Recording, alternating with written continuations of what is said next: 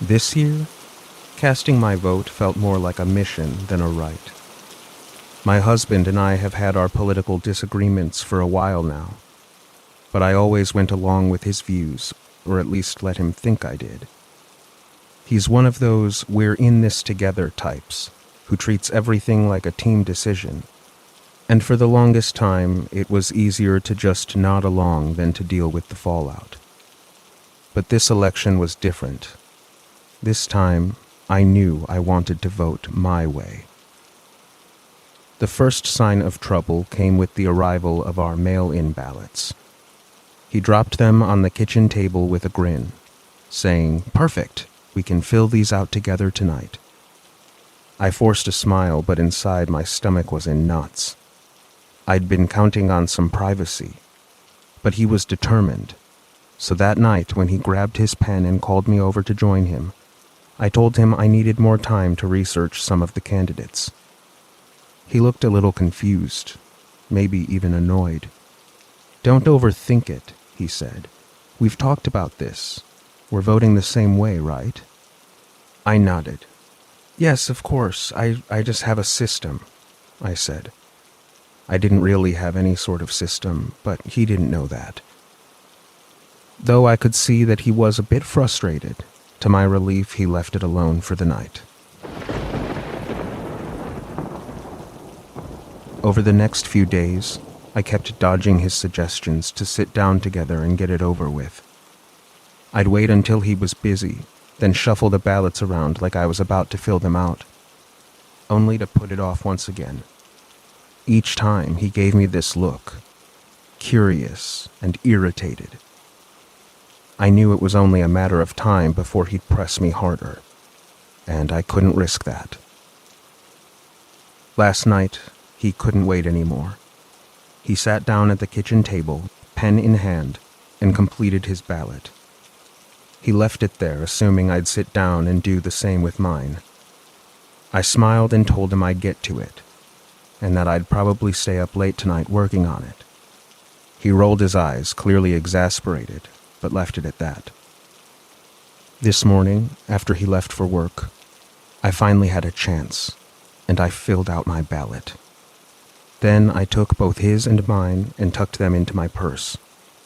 I planned to drop them off at the post office without him even knowing, until he came home unexpectedly just as I was stepping through the door. He saw the edges of the ballot sticking out of my purse, and his face darkened.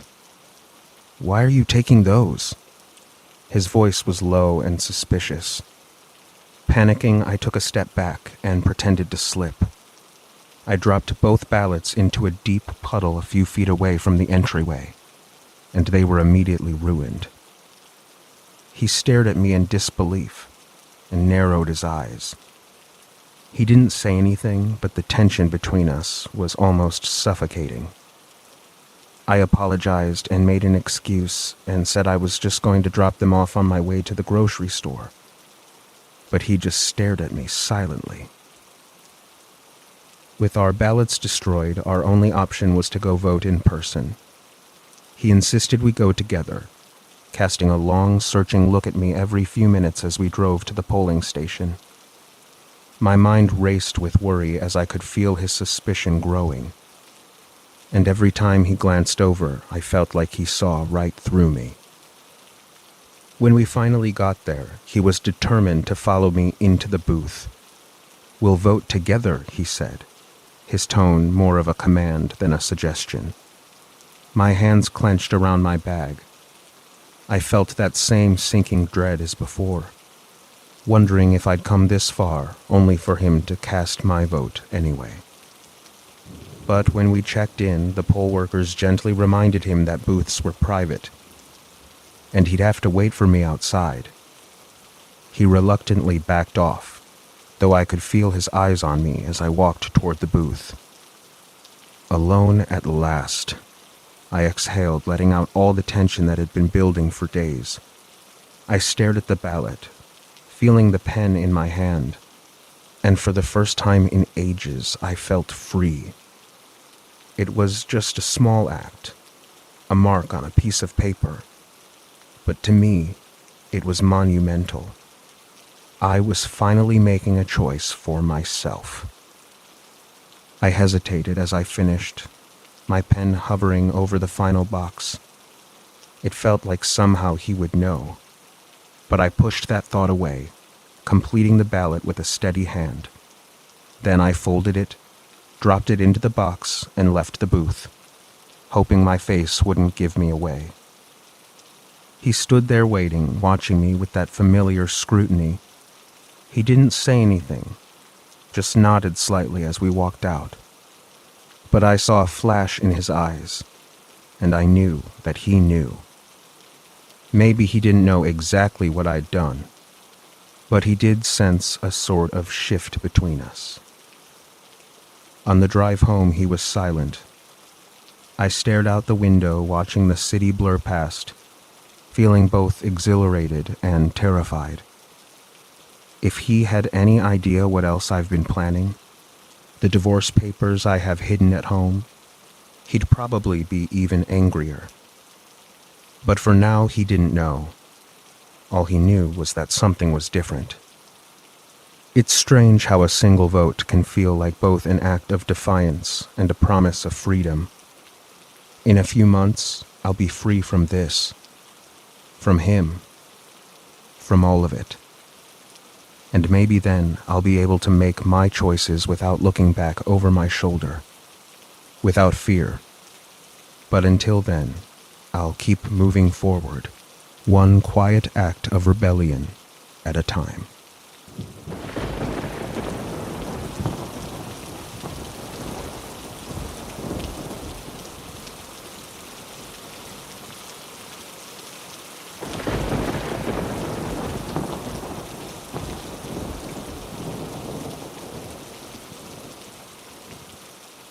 Today was my first time voting in a big city.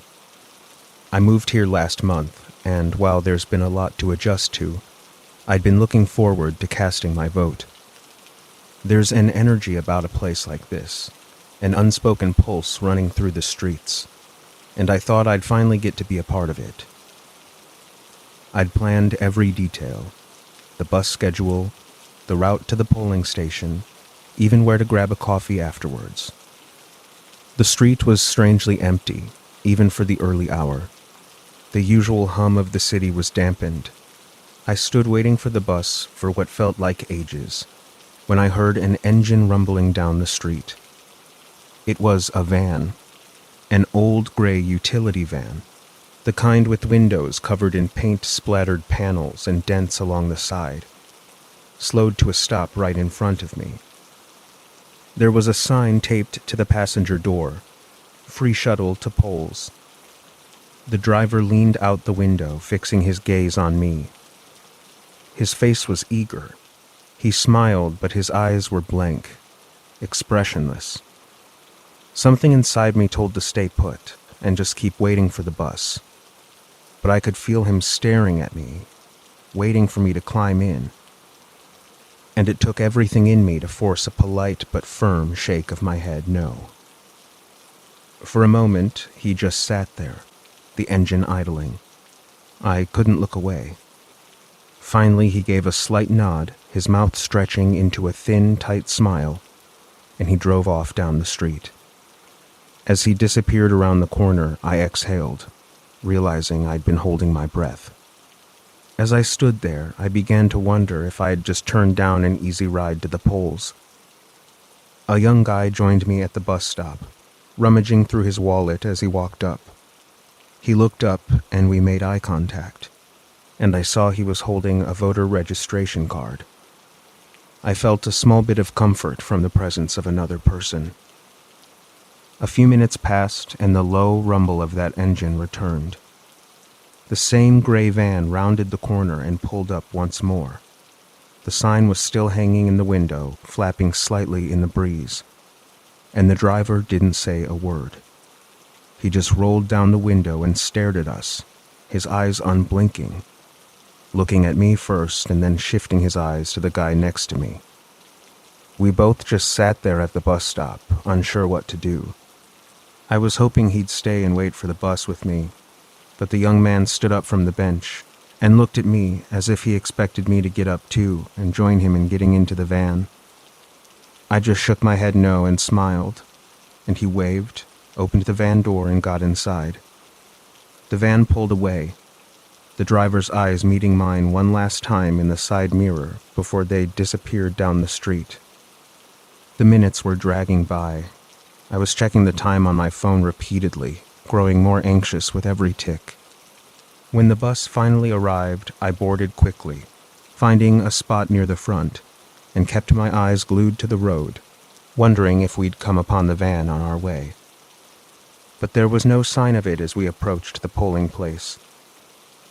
The station was lovely, full of people and volunteers moving around, the sound of conversation filling the space.